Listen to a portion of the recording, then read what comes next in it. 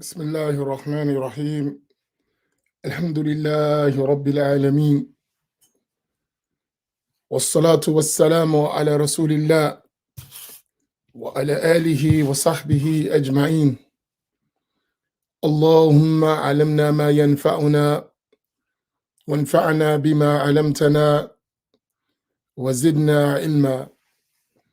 اللهم لا سهل إلا ما جعلته سهلا، وأنت تجعل الحزن إذا شئت سهلا. سبحانك لا علم لنا إلا ما علمتنا إنك أنت العليم الحكيم. أسأل الله تبارك وتعالى أن يجعل نياتنا خالصة لوجهه الكريم. Assalamu alaikum wa rahmatullah. I praise Allah tabaraka wa ta'ala. I thank Allah subhanahu wa ta'ala for the blessings of Al-Islam.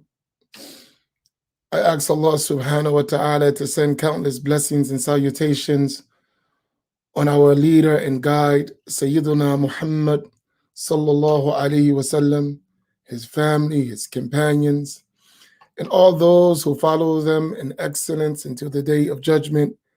And I ask Allah tabaraka wa ta'ala to grant us the sincere intention. I received a message from someone that I thought was very, very important to pay attention to and address related to the class. And they mentioned that they are benefiting greatly from scattered thoughts and post-Fajr reflections and post-Asr reflections. But they had one concern, is that they're following, but the usage of Arabic is kind of throwing them off a little. So they ask that I give some of those lessons with a minimum amount of Arabic, just in English, so that they could follow. And then they suggested maybe in the future have some post-Arabic classes. Subhanallah.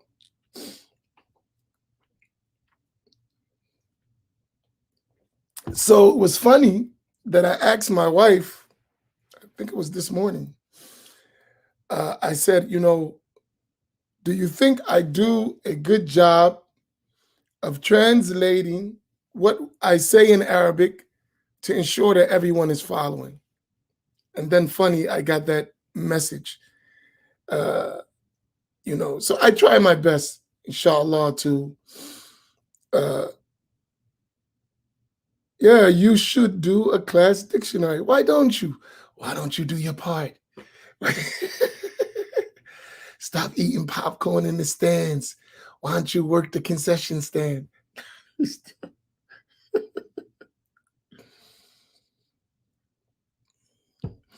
Oh my goodness. No, that's a great idea. You should do it. One time, Imam Talib Abdul Rashid, he's the Imam of MIB. So we was at the African American Islamic Summit here in Atlantic City. And he said, listen, I've been an imam for a long time, and all of us are imams. And somebody's always coming up with some bright idea that I can do. I need y'all to come up with some bright ideas you can do. Oh my goodness. Yeah, imam, I think we should do this, which means you should do it. Now, so inshallah, that's a good idea. You come up, I'll check it. I'll go over it with you. But I honestly don't have the time to do something else. I'm falling behind on many things I should be doing. I'm doing real bad. I got people calling me names. I'm doing so bad. But I'm way over my limit. Okay, good idea. Right? See, ask Imam Naeem, come up with something you could do. Nah. But back to my point. No, that's a good idea. We should. It will be very helpful.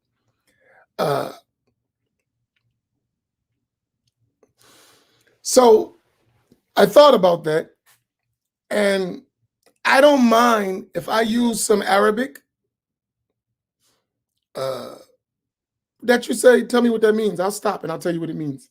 But usually I think I'm translating everything I say, but it's possible. Uh, it's possible that I forget. And I even try to use transliterations. Two reasons. Number one, I can't type on my computer fast enough in Arabic because I don't know the keys. So I have to go to a screen to see Arabic and then type according to that. That's one reason. And the second reason is if I transliterate, you can learn to pronounce the words even if you don't know Arabic. So that's the reason why I usually do transliteration. Unless somebody specifically needed the Arabic word. But if you know Arabic, you don't need that because you know Arabic, so it doesn't matter. So what I'm going to start doing is to have some classes, some lessons that are mostly in English. And I would hope that people can follow and benefit. So inshallah, I want to start that today. I'm going to use some Arabic because some things are just you have to understand the Arabic term to follow. It's important. Everything can't be translated, but we can give them meanings, inshallah.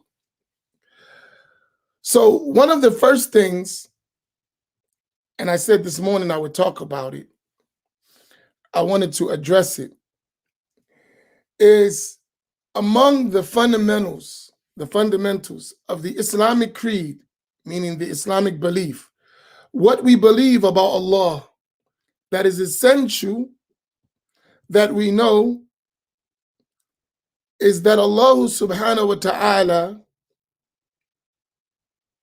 transcended and exalted is He, does not resemble His creation. Now, that sounds quite obvious, right? But it is not as obvious as it might seem. It's not, obviously, because if that was the case, we wouldn't have the discussions we have, right? So the belief of Islam is that Allah exists and He does not resemble anything else in existence. That's another way to say He is completely, totally non-resemblant to creation. It does not resemble creation in any way. So everything that exists is completely different from Allah subhanahu wa ta'ala. Allah, if you used in your language, God, is not like the creation. That's a belief in any way. All right. There go Malika with the Arabic. Didn't we say we were speaking in English, my sister? No, mukhalafatu lil hawadith. Right. All right. So one would ask if that's true, and no one would disagree with that.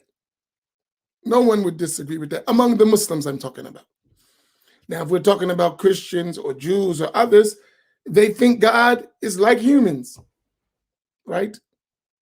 They think He has characteristics like humans. In Islam, no Muslim would say that Allah is like the creation. So why is it that some Muslims say about other people who say they are Muslim that they resemble Allah to the creation, when all people who say they're Muslim says Allah doesn't resemble the creation? Are y'all following me here? Even the ones who are super Arabic speaking people, you should follow this. It's important, right? So that's a question. Let's engage each other, right? That's a question. If it is such that all people who say they are Muslim believe that Allah does not resemble the creation, why do some Muslims consider others who say they are Muslims and say about them that they resemble Allah to the creation? Let someone give me some answers. Come on, we can engage. I wish we were live. Man, get ready at the cookout. I'm gonna drill y'all. Right? You can't hide behind the screen at the cookout. I'm gonna be on it. Right?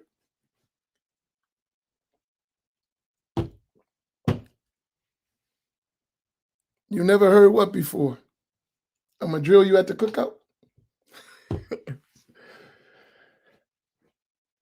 So, and somebody answer me that. I know it's gonna take a second because y'all it takes a minute to 20 seconds to get to me. So why would some Muslims, like Ahl Sunnah, we Ahl Sunnah, Ash'ari or Maturidiyya, we say that the Wahhabiyya or so-called Salafiyya, they resemble Allah to the creation. When they say we don't resemble Allah to the creation, why would someone say that then? Since all Muslims say that Allah does not resemble the creation. Y'all follow me? I know that was clear. Come on, some answers. Where's all my sheikhs? Okay, let's take, you're going to be put on the screen, so don't be scared. It's all right, we family. Or some of us don't got permission, so let me skip. Don't worry, it's inside jokes, right? There's a big difference between giving something a title and it actually being the reality. Those people, Wahhabi in reality, believe that God resembles his creation, but their title, their beliefs otherwise. Okay, I got that point. But they say that Allah, God, does not resemble his creation. And then the Ash'ari or Maturidiyya say that they're likened to the law, to the creation. How do you reconcile one saying we don't resemble Allah to the creation, the other saying, yes, you do? But all say Islam is not to resemble Allah to the creation. I've told you a million times, so you should be able to grab this quickly. Because they don't have the right aqidah. Yeah, but that's not sufficient as an answer. That's true, but that's not the answer.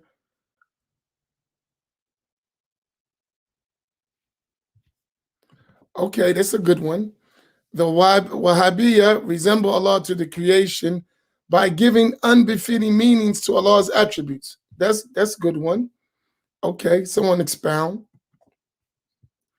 Ultimately, they don't understand the meaning of dissimilarity. This is true. All right, go. So what Islam mentioned and what Maryam mentioned are they're in the same meaning, and Maryam highlighted a very important point. The meaning of dissimilarity. Come on, go more. That's good. Don't guess. Really, if you believe you know and you have from your studies, from what we said, you understand. I'm just trying to get what you understand. But don't guess.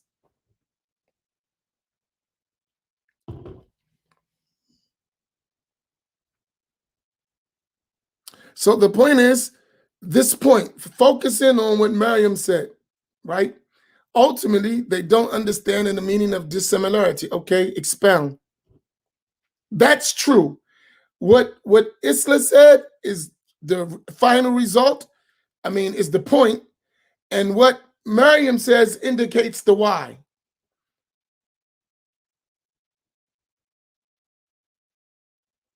It has nothing to do with proof, right? It's understanding.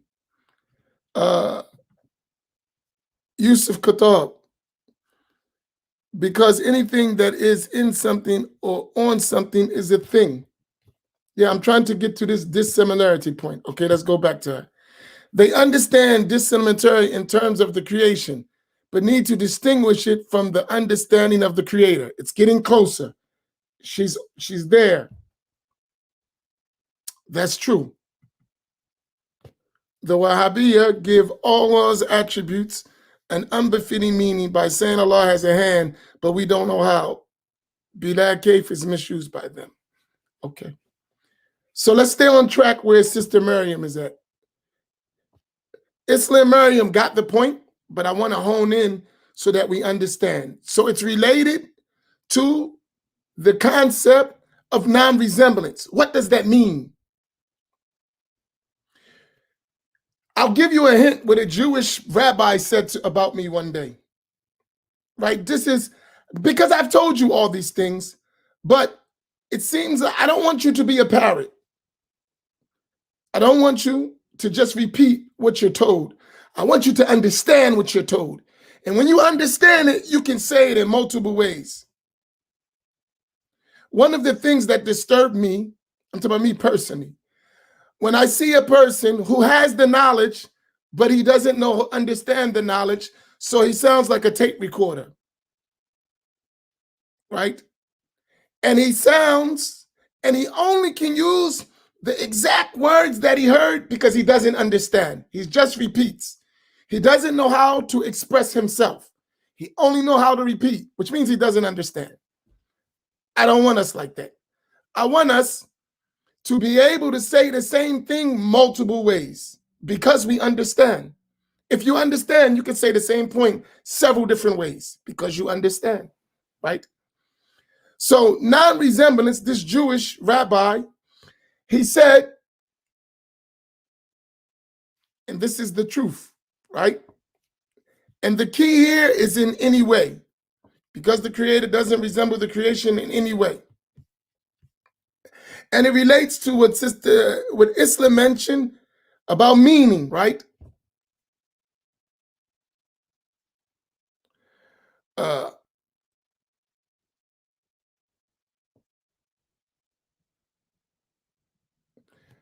So here's the point. That rabbi, he said, for a long time, I thought we all believe in the same God, the Muslims, the Christians, and the Jews. He said, until I met Imam Amin Muhammad. And I discovered from Imam Amin Muhammad that Muslims don't believe in the same God as Christians and Jews. That they believe that our belief in God is not God. He said, we are monotheists, but our understanding of monotheism is not monotheism to Islam. He said they have what we should term as radical monotheism. In other words, there's absolutely no similitude between God and any of the creation. What does that mean? We're talking about words and meanings. Because of language, you are stuck with words. That's the nature of language. Anytime you express an idea in language, you're going to use the words of that language, right? You have no way around that because words, they are used to express ideas and meanings. He said, so in words, in language, you may use the same words, but in meanings, you can never ascribe a meaning that applies to anything other than God to God. He understood Aqidah. You just got to believe it now. In terms of meaning for words, no meaning that is applicable to a created thing can be applied to God. Even if you use words in language, the meaning that is given to creation could never be attributed to God. Do y'all understand that? Is that clear? There's your answer.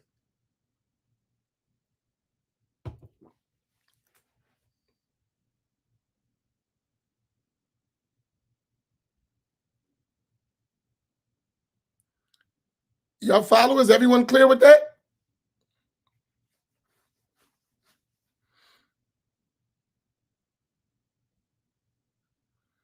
I'm speaking in English too, so the person could follow.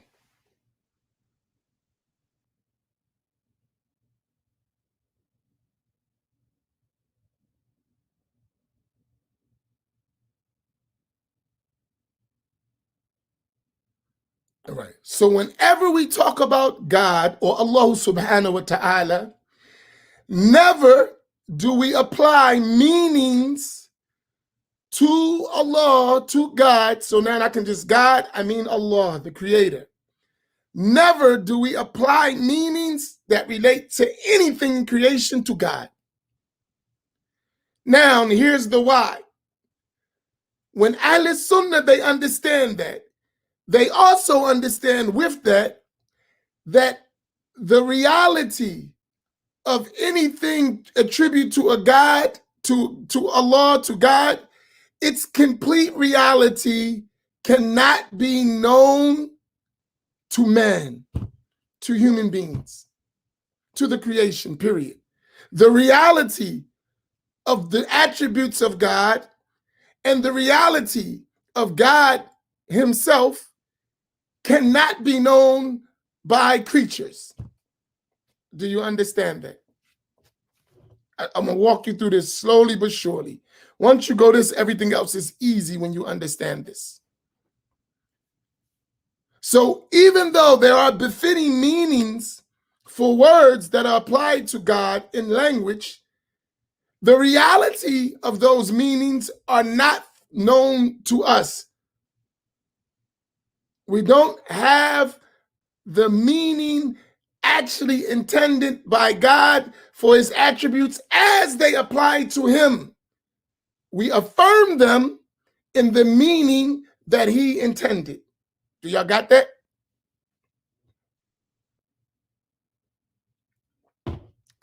This is Tawheed. I'm laying a foundation. Once you got this, everything else is easy to understand. Is any questions about what I just said?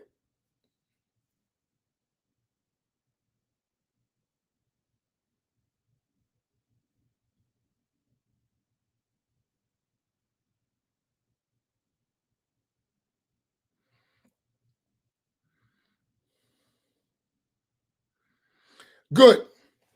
So why would the Ash'ariyah and Maturidiyah say that the Wahhabiyya or Salafiyya, so-called Salafiyya, attribute attributes of creation to Allah subhanahu wa ta'ala?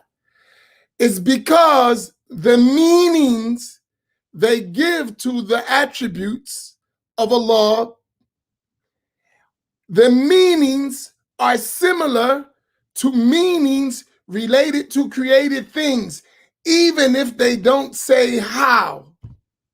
Do you understand that? Is that clear? The meanings are the same meanings that are attributed to creation, even if they don't know how they mean those things. Is that understood?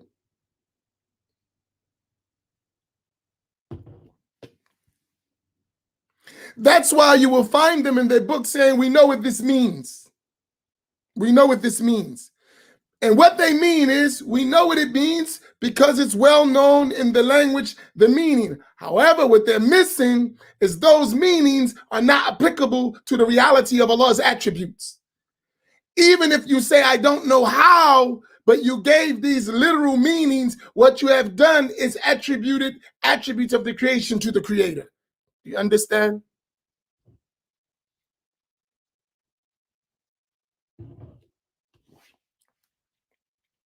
Do y'all follow? That's why Imam al-Tahawi, may Allah be pleased with him, he said, whoever describes Allah with a meaning from among the meanings of the human beings has disbelieved.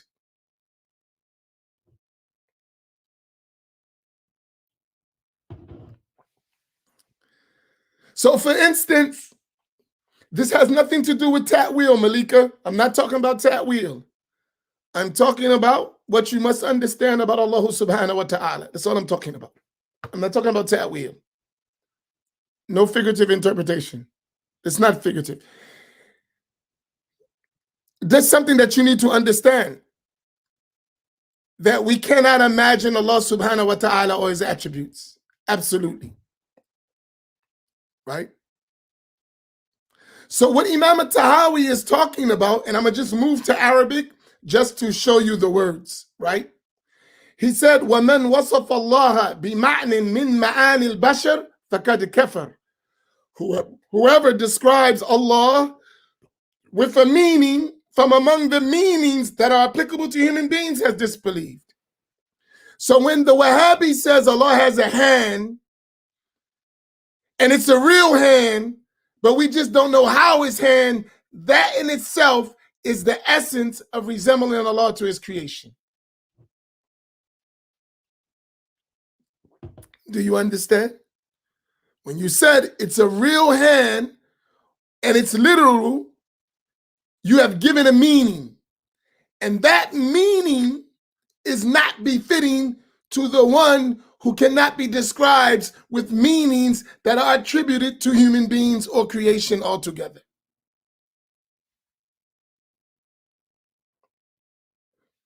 That's Tawheed.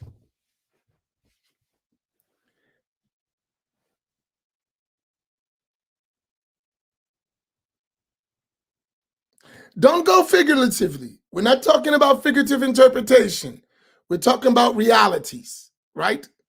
The reality is that you cannot know the realities of the attributes of Allah, just as you cannot know the reality of the self of Allah or his actions. That's beyond your ability to understand. Do we got that point? You're from that side is only confirmation and leaving the reality to Allah. That's it. That's your belief.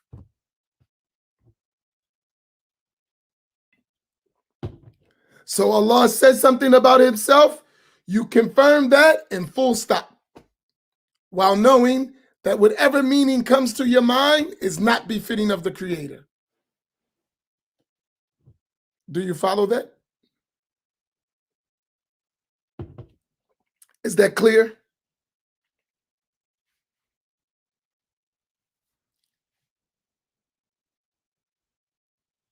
Does everyone follow?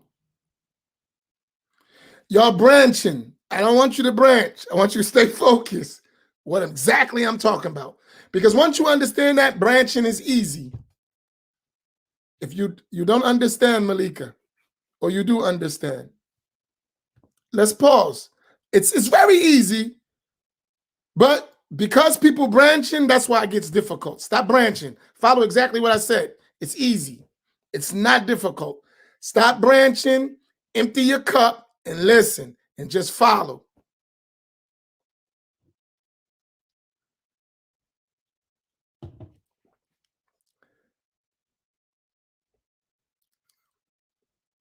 All right, what was not following? Maybe I misunderstood you.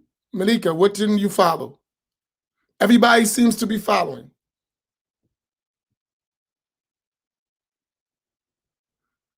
This is easy 101 Aqidah. If you don't get this, forget about it. You're in trouble. This is 101 Aqidah. This is Laysa kamithlihi shay. No thing resembles him. Bingo. That's it. In other words, acknowledging your inability to fully comprehend Allah or his attributes or his actions is in fact your comprehension of him. Allahu Akbar. That's it. You got it?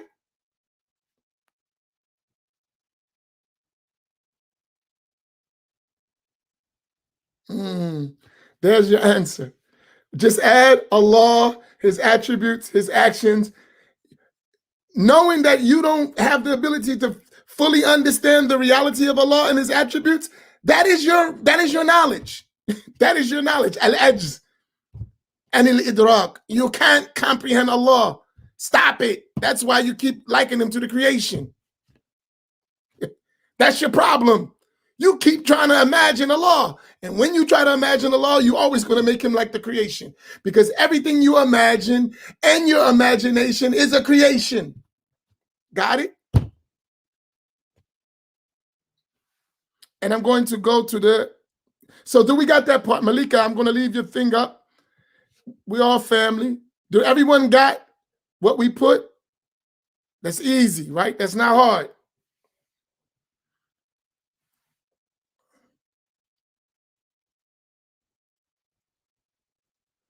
Yeah, that's the basics. Stop trying to be a sheikh.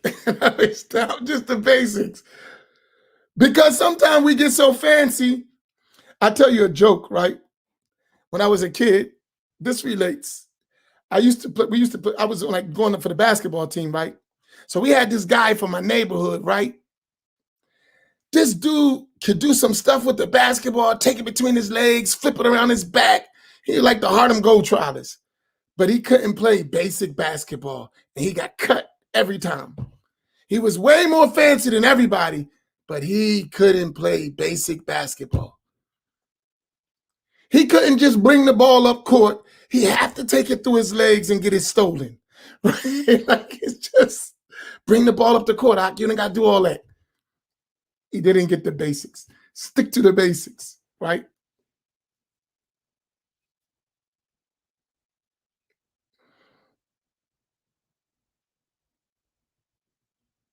All right, right? So you're following that. Now, once we got that point, let's go to step 2, because I already gave it to you.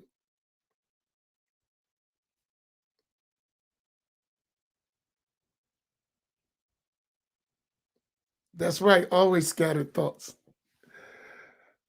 I'm talking to us in a language we understand, because we're not getting the shake talk. We're not at all. It's going whoop right over the head. We can repeat it, but we don't know nothing we're talking about. So I'm just talking to us in a language we all understand, right? That way we get it.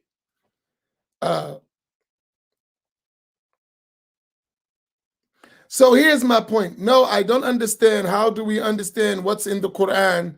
Then those are the words of Allah. Okay. Now, when you got the Quran and Hadith, you have words that are in the Arabic language, right? So that conveys meanings. In those those meanings that are used to describe creation, you cannot use those same meanings to describe the creator. Right. So that means I have a verse in the Quran, and the word that is used for Allah subhanahu wa ta'ala is also used in relation to the creation. Right?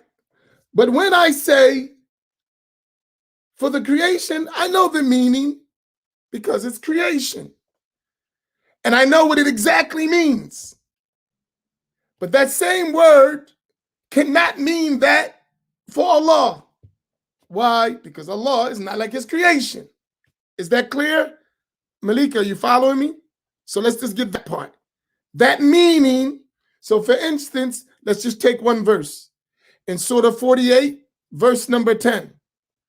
Allah said, Yadallahi fawqa aydihim, right?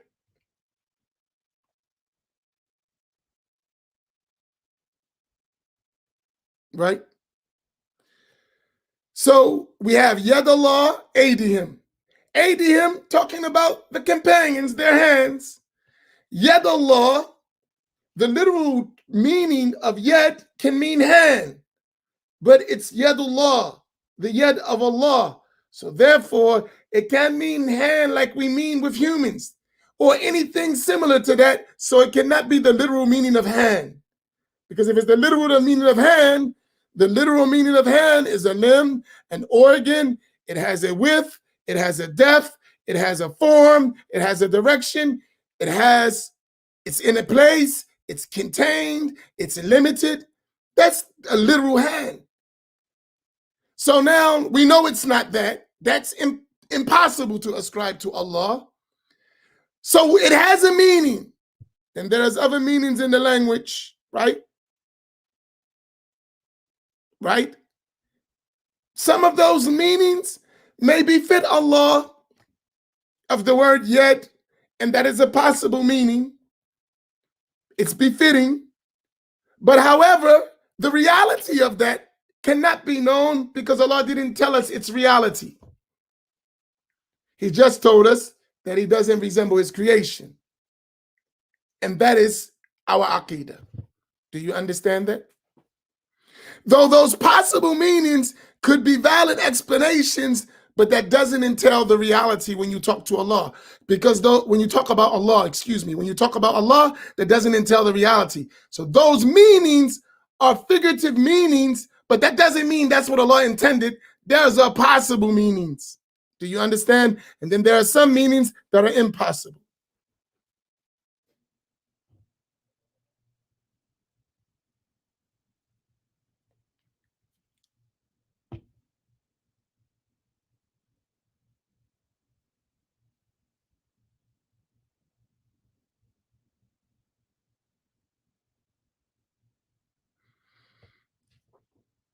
All right. So here's the problem. When we say without, we confirm this, so you can correct me if I'm wrong. I assume to confirm Allah's attributes, like yet, right? Yet. That's the attribute that Allah mentioned, right? And they translate this into hand. Some translators translate into hand, which is the first obvious meaning of the word yet. That's the literal meaning of the word yet. The first meaning that's going to come to your mind in the language. That's the literal meaning. It's hand. So we confirm this without discussion, without meaning or how. The word yet, not the word hand, right? The word yet. And we say without a how, we don't mean there's a how and we don't know it, like those Wahhabi people say. We mean how cannot be attributed to Allah. There's a difference. Because they say without how, they mean we don't know the how, but there is a how. La. There is no how for Allah and his attributes. If that's what you mean by how, yes. So the translation is problematic when someone doesn't understand that. It's problematic in any way. But if for the sake of you're trying to make this Arabic word into meanings in English and you have an understanding, I still say it's wrong. But nevertheless, I got the point. Long as you don't ascribe Allah with meanings or attributes of created things, I got the point. I don't agree with it, but I understand what you're saying. When I say I don't agree with it, because I would prefer you just leave it in Arabic and explain it just as I explain it. Some things need to be explained. Do you follow? But this is in any language. It doesn't matter that it's Arabic. It doesn't mean it's the same thing, no matter what language you use.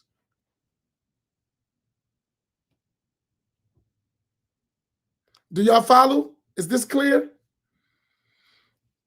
It's important because many of us don't understand that. That's why people keep liking the law to the creation, because they don't understand that. Is this clear? Malika, did I clear it up for you?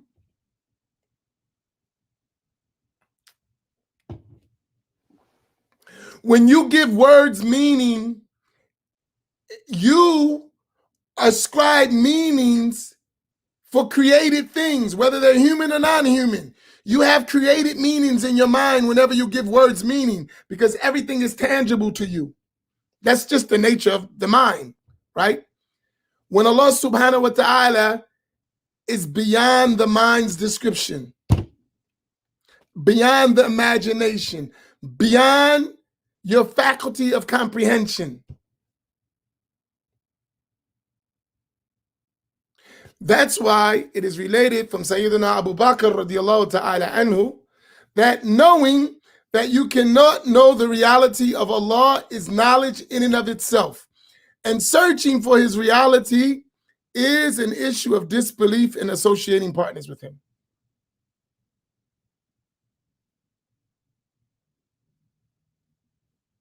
La, you misunderstood. No imagination.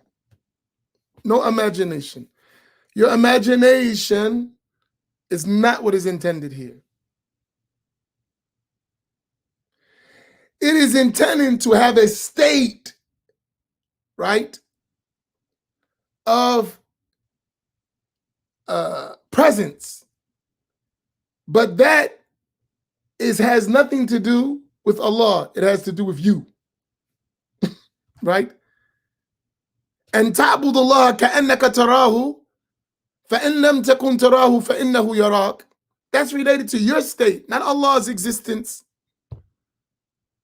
You can do it. فإن لم تكن تراه mean you will not see Allah. No, Allah sees you, He observes you. So have yourself present, behave yourself, be in a state of vigilance. That's from you, not Allah. Do you understand? So the ihsan, that's a state of you, not the creator.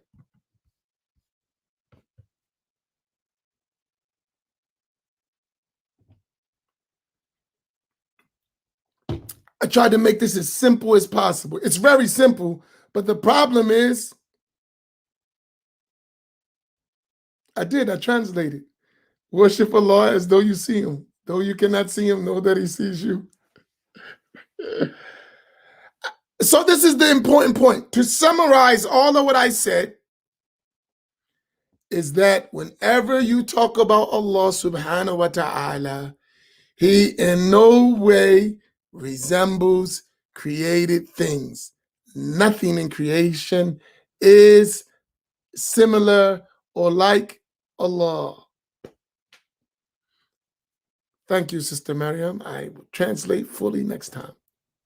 Y'all with me? This is important. Because if we say all the fancy terms, if we get all that and you still miss the point, we've lost the point. That's why people thinking Allah is in heaven. That's why people thinking Allah speaks with letters and sounds and language. Missing the whole point. That's why they think Allah moves and sits and puts His feet in hell and a'udhu billah.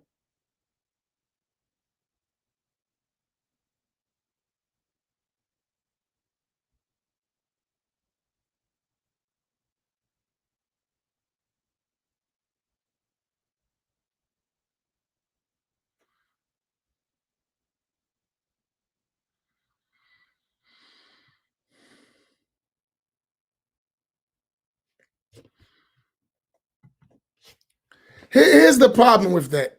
I don't accept, but here's the problem.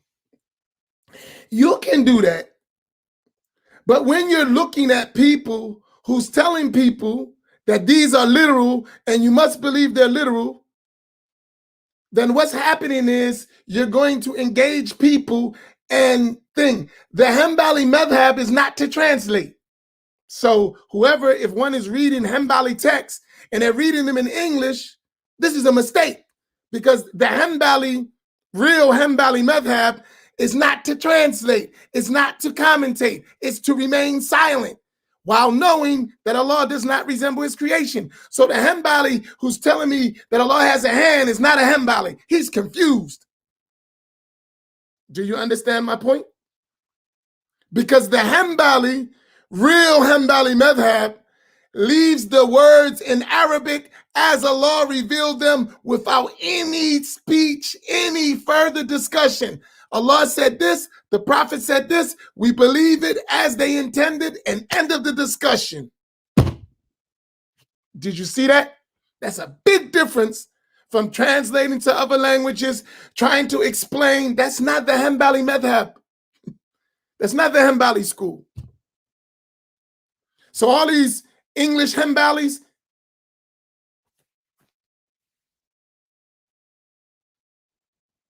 no, I'm not talking about you.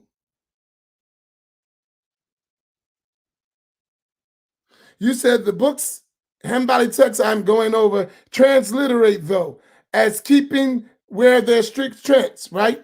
So if you're saying they're transliterating, that in itself is not the Hanbali madhab. They don't transliterate. They leave the words in Arabic as they are, and they're going to teach you the Arabic words. That's not the Hanbali madhab to even transliterate. To write yed, Y-A-D, that's not the Hanbali madhab. To write yed, yell, del, that's the Hanbali madhab. No transliterations, no English, none of that. La. No yet. That's not the Hanbali school. This is the Hanbali school.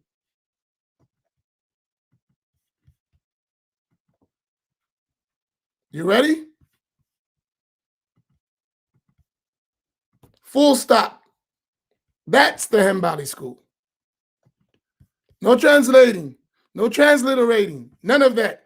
Allah spoke that word, that's the word they use.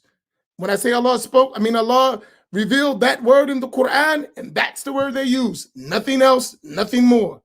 No transliterations, no nothing. The word yad, like that, appears in the Quran. That's it. Stop.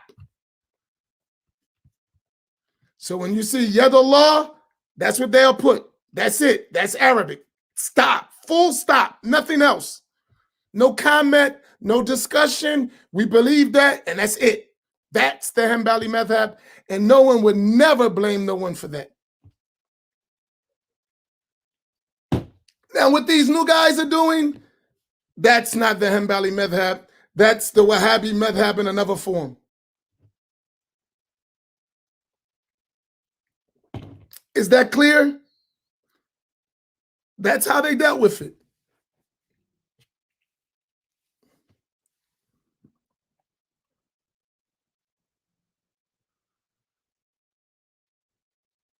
So are we all clear?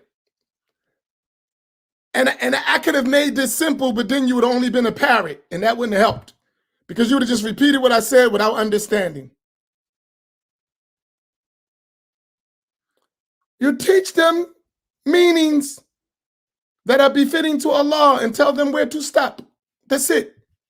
I just taught you. You here, you're going to teach them an amount of Arabic, because they got to read the Quran. You're not going to teach them the Quran in English, are you? You're going to teach them the Quran in Arabic, right? And you're going to give them some meanings. And when you tell them about the attributes of Allah, you're going to say, we don't translate this. We don't give a meaning to the reality of Allah. We affirm this attribute as Allah revealed it, and we stop. That's it. No. I'm just talking about, for me, talking to individuals. But I ain't talking about the Hanbali. I'm not Hanbali. I'm not Hanbali.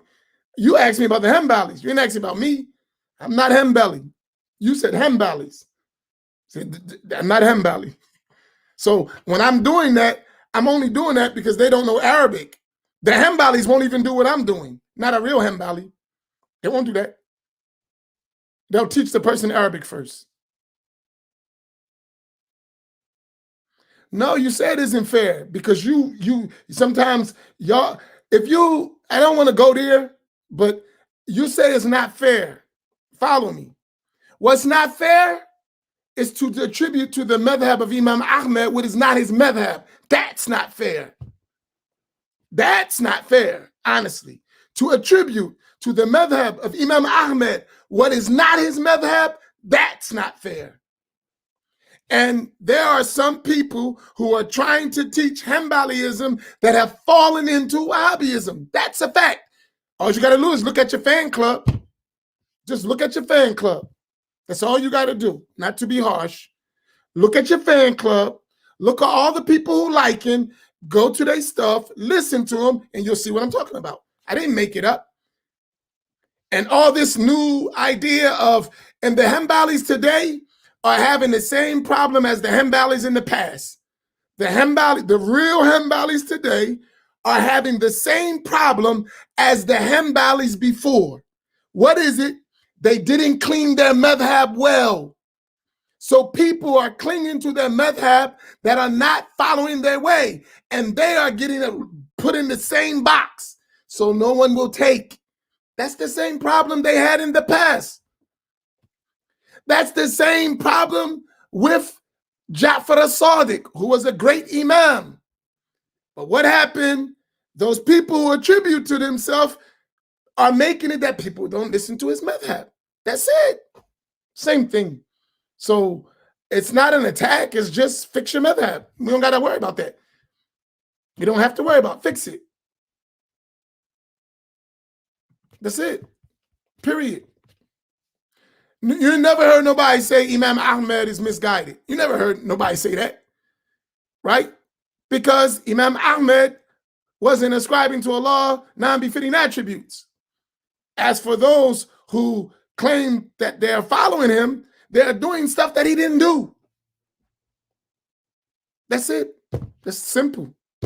No one never said Imam Ahmed ibn Hanbal was misguided in creed. No one never said that. So if you did what Imam Ahmed did, no one would say nothing about the others either. No one never said that.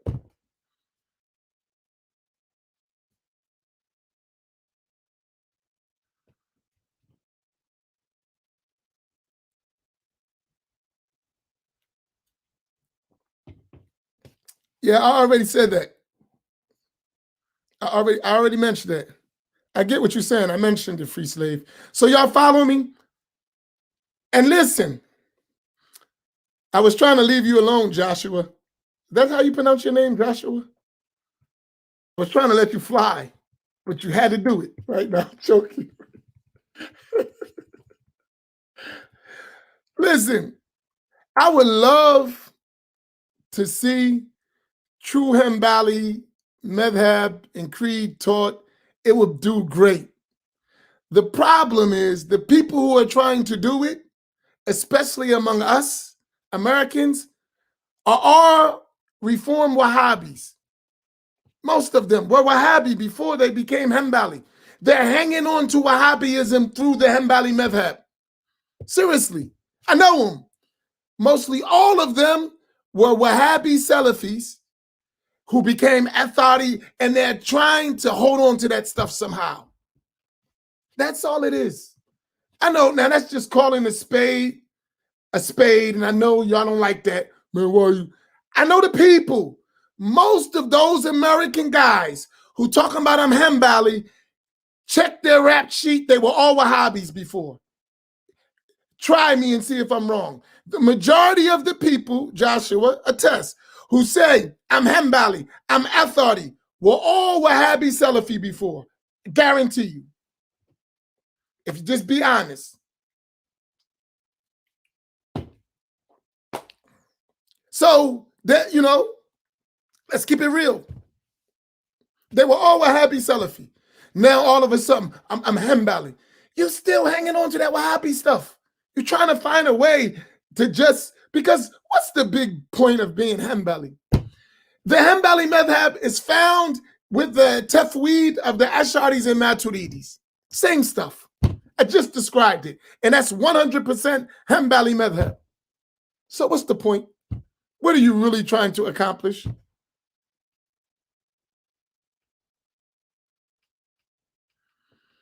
I didn't ask you about your specific teachers. I asked you about these Americans who talking about I'm Hanbali. Stop going around the point. I'm not talking about some 2 or 3, 4 teachers in Egypt. I'm not talking about them. I'm talking about these Americans who are following them. Were they not all 90% of them Wahhabi? Let's be honest. Or you could just say, I don't know them. And I'm just following people I don't know, which is not the Hanbali madhab either. Just be honest. Just be honest. It's not an argument. Just be honest. We don't have to tell each other stories. It's facts, it's facts. We always say facts, facts, facts. It's facts. Most of those guys are Wahhabi. You still ain't answering the question. You keep running. Stop running. Stand still. Right? Stand still. Stop running. Answer the honest question. We don't got to fabricate to each other. Yes, they were all Wahhabis. Okay, that's my point.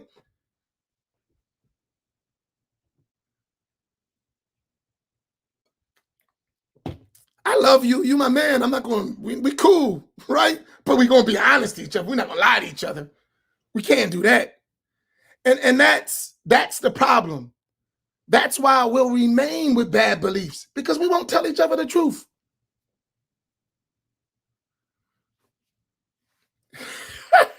Ask them then, since you don't know. At least that's a start. Now go ask them, since they all friends and they all share together. Say, yo, did you used to be a Salafi? Just go, be honest. Like, right? Go ask them, say, did you used to be a Salafi? Just be honest. Like, how did you learn your deen? From whom you took from? Where you learned from? Before this new Hanbali stuff we got over the last year or so, or 2 years, that we discovered on the internet. Before that, how did you learn, Ak? How did you learn? Be honest, especially the leader ones, the ones who's the administrators. Go ask them what they used to do. I was a Wahhabi. I was a Salafi. I was a student of Fawzan. No, I'm joking. That was for somebody else. I was just messing. Just be honest. Even if you're not that no more, but be honest. That's where you were. So you have a certain leaning to something and you're trying to stay there. Just be honest. Listen, I used to be an Ansar Allah community. I was in the Nubian Islamic Hebrews. That's true. What are the traces of that in me? I have a love for black people. Unbelievable. I got that from there. That's true. Now, I don't think the white man's the devil no more, but I'm not trying to cling to that either, right? It's okay.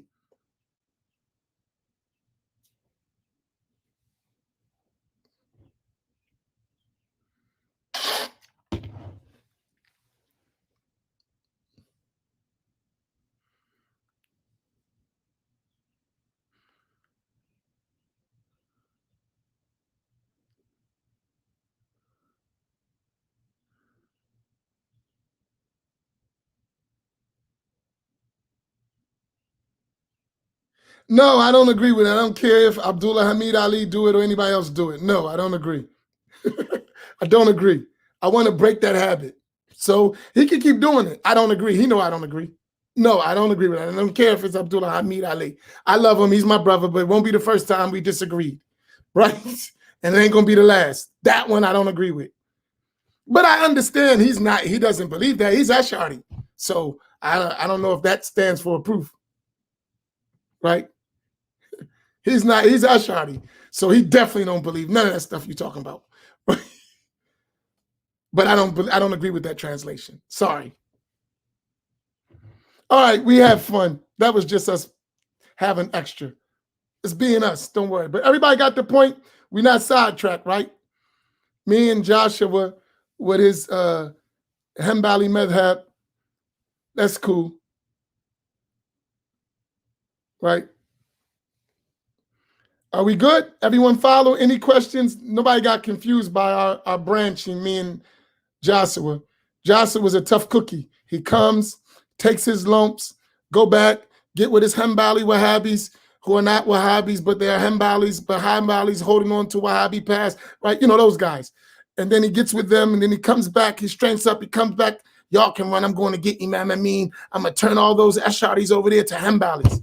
And then he comes in, then he goes back, lump, swole up, looking like Martin Lawrence after the Tommy Hearns fight. And it's just us having fun, man. Right? What happened to you? Man, I went over there in that daggone post-Asr reflection, and that guy didn't back down and hit me with an uppercut and then a left hook. Did a Mike Tyson elbow with the uppercut.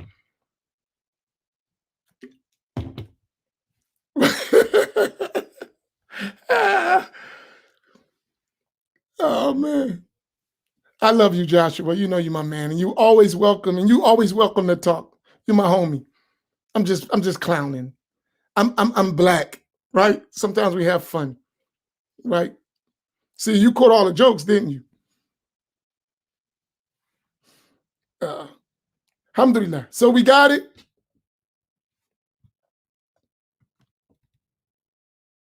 That's the whole point. We don't want nobody liking the law to the creation. And I don't even think those I don't even yeah, you get the jokes, right? Yeah, it's just off. But listen, we're all trying to say the same thing, and I hope that we all end up at the same place, right? But in the meanwhile, we're gonna duke it out till we get it right, right? It's cool. Because at the end of the day, I don't expect you, if you think I'm mistaken, to be quiet. You should tell me. Don't let me be mistaken. And if I think you're mistaken, I'm going to tell you. And it don't have to be an argument. We can disagree till we agree. We can disagree until we agree. I don't have a problem with that. Right? Because I'm always respect you, and I hope you respect me, because I believe the more information you get, you'll see things differently. Right? Right? It's only access, and no one gave us access. They spoon fed us all the time. The more access you get, the more information you get, you'll see things differently. But you don't have enough access, right? That's all it is. It ain't that we all super, some people are smart, but most of us is just access, right?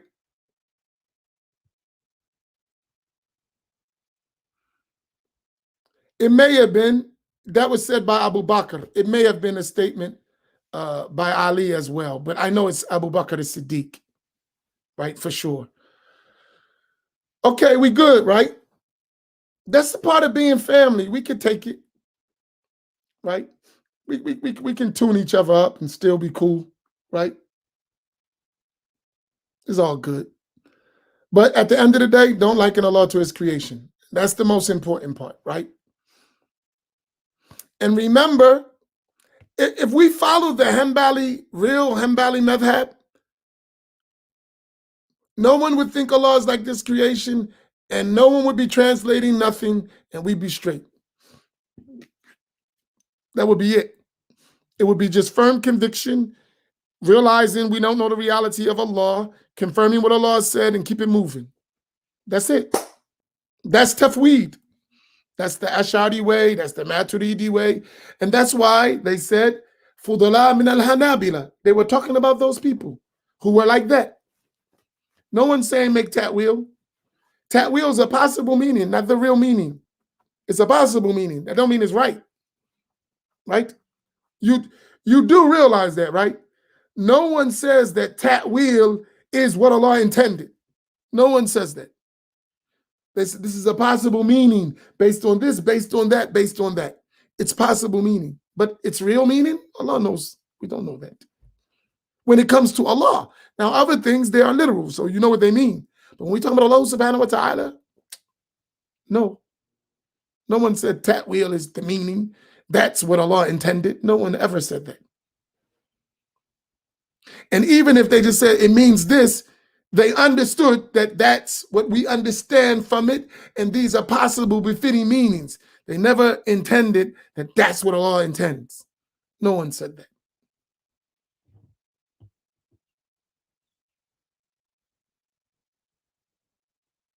Y'all follow me?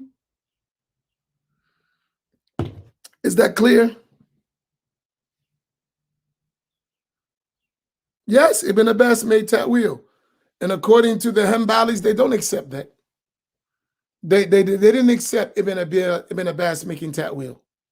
They didn't accept that. They didn't call him misguided. They just didn't agree with it. Right? They didn't call him misguided. They just didn't agree. We don't do that. Right? They didn't consider him misguided. We just don't do it. We don't do that. We stop. That's the Hanbali madhab. And that's why they were counted among Ahl Sunnah, because it's acceptable. It is the position of Ahl Sunnah.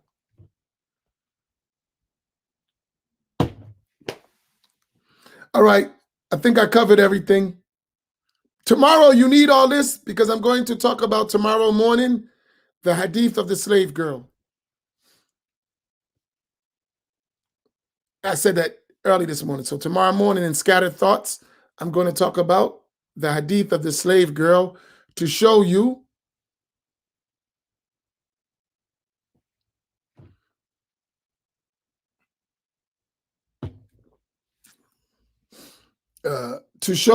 how the scholars, English Merriam,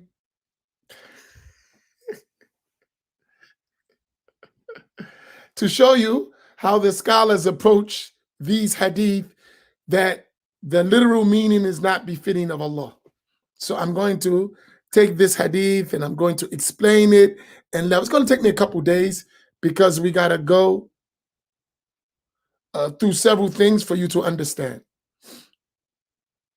I'm going to get into that too. I have to when I talk about the slave girl hadith.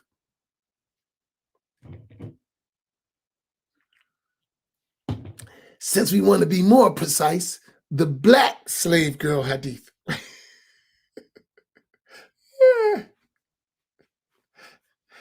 Y'all are too much. All right. Listen, I gotta hope. I'm getting ready to close. Sheikh Walid is coming, right? No, it's related in Sahih Muslim. Uh,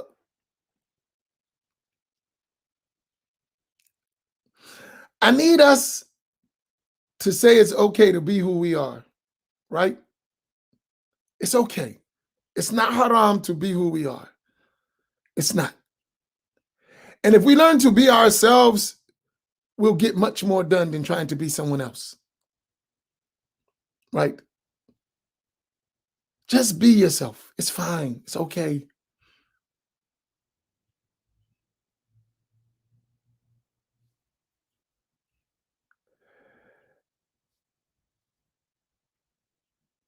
It's okay. For real, just be yourself. You don't have to be nobody else. It's good, right? Your teacher may be from somewhere else. Let him be who he is. You be who you are. Learn the knowledge and be yourself. It's okay. It's not haram. And we'll get a lot more done, right? If we do that. We'll be ourselves. We'll relate better. We'll understand better.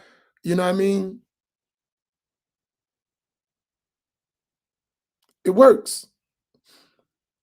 And I want to tell you a story just to bring some. I got students who are my sheikhs now, right? And they were arguing who's a sheikh. They were my students, and now they're sheikhs. So they're my teachers. They're my sheikhs, right? They are right. So they were arguing in Egypt who's a sheikh. This is the day they're arguing about who's a sheikh. So one of them told me, he said, he's not African American. Well, he is African American. He's just not black. These guys are too much. He is African American. He's just not black, right? I don't know if that flew over your head, but he's not African American. He is African American. He's just not black. So anyway, because he got a white privilege card, in Egypt, he gets a certain level of respect because he's white. He looks white, even though he's African American, right?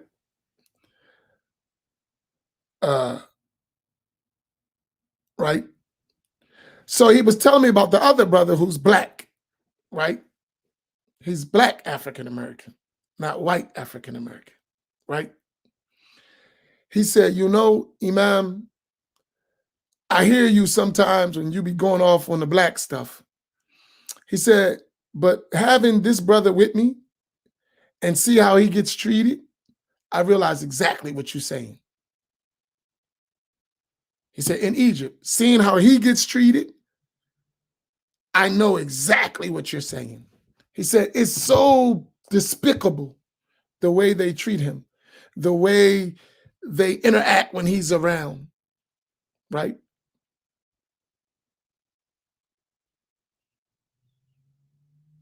Right?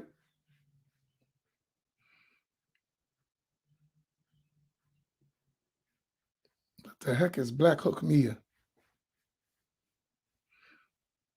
Black by judgment, you mean? I don't know. But so that's a real thing, right? So it's better for us to just be ourselves, right? And then make the world accept us who we are and have dignity and honor in who we are. That's how we are, period. And that's how I roll, right? That's how I roll. I used to, be Blackistani all the time. I know how to do it.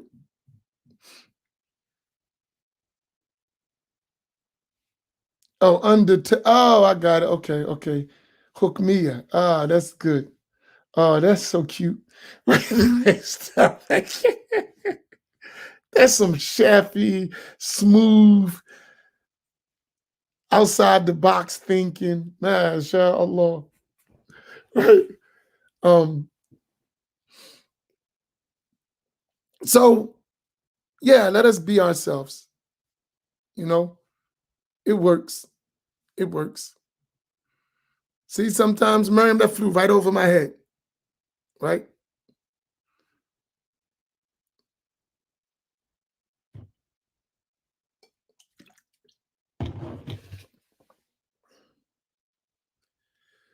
No, no, no, no, no, no. For real, I was a mess. I was such a mess, Imam Naeem, that I didn't even realize that I was using the accent. That's how much a mess I was. I didn't even realize it. And people would say to me, "Where are you from?" What the hell you mean where I'm from? Because even when I would talk, I would have an accent, and I did it so much that I didn't even realize I was doing it. I didn't. It took me hanging around y'all and talking junk. I had to go back like I was in the hood to get rid of it. And if you listen closely, still you'll hear it sometimes. If you listen closely, I've tried my best. I'm conscious of it to break it, but I did it for years, right?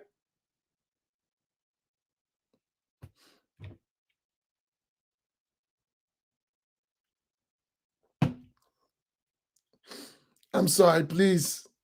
I forgot. It was just over my head, Miriam. Don't take my card. That was a little too deep outside my realm. I'm in Aqidah and you're in fiqh. I didn't mix it that quick. It was just too much.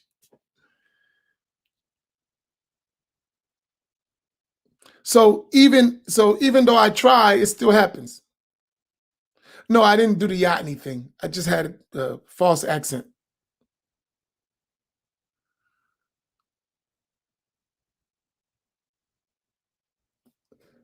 And because I learned a lot with Lebanese people, so it was like a Lebanese accent, pronouncing words in the Lebanese way. I spent a lot of years learning with Lebanese people. Lebanese and some Syrians. And it messed hanging out with them too long, messed up the way I was talking.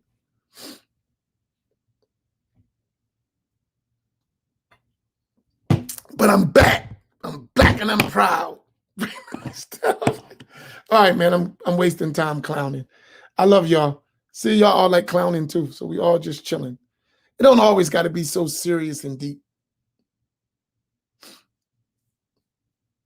Now, what will happen, and that's what you might be talking about, Samira, if I go from Arabic to English, because I'm trying to pronounce Arabic the best I can, because there's a backdrop to that. If Arabic letters, they have certain ways you have to pronounce them. And in our Black dialect, Ebonics, those sounds don't exist. So when you speaking in Arabic or you saying Arabic words, if you pronounce them with your Ebonics talk, you're going to mess the words up in Arabic. And that happens a lot too. So I may be speaking in Arabic or saying words in Arabic and mispronounce them because I'm just speaking like an American. And you're going to pronounce the words wrong because we don't have those sounds in our language. You follow what I mean? That's why Imam Naeem says he's given the speech of Juma, which is not an Arabic word. Right? I'm sorry, I could just have to have some fun. That's his black stuff. He bringing his black dialogue into Arabic. We going to Juma. What the heck is that? Right now, I'm joking. Yeah, the cook bar, right? Nah, just joking, Imam Naeem. Don't fire back. I was just joking. Just joking. Just jokes, brother. Just jokes.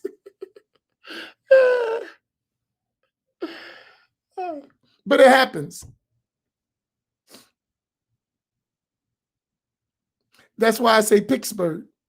Can't pronounce the words right. So, but what is important is that you understand. Everyone, we follow each other. We got the mafhum. We got the mafhum. We understand. And then worse, you get these guys who, when they talking in Arabic, they sound like they flying in the nest or something, birds.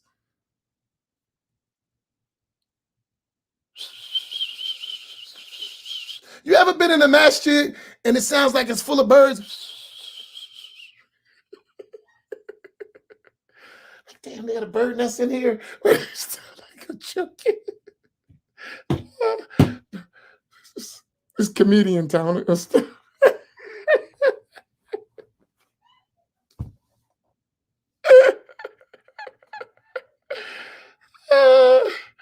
Oh my goodness.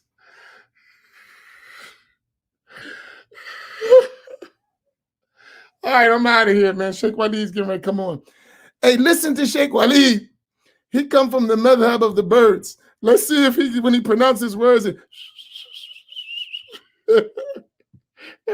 just listen closely.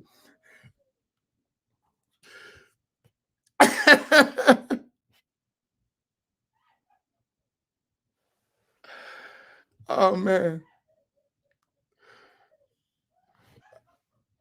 I love y'all. Keep it easy, man. We're just having fun. All right, y'all got 10 minutes before Sheikh Waleed. Sheikh Waleed. Right? Barakallahu fikum. I see y'all tomorrow. We'll be on a serious note when we talk about Hadith al-Jariyah, inshallah. We all good, man. We have fun. Don't worry. Alhamdulillah. Assalamu alaikum wa rahmatullah.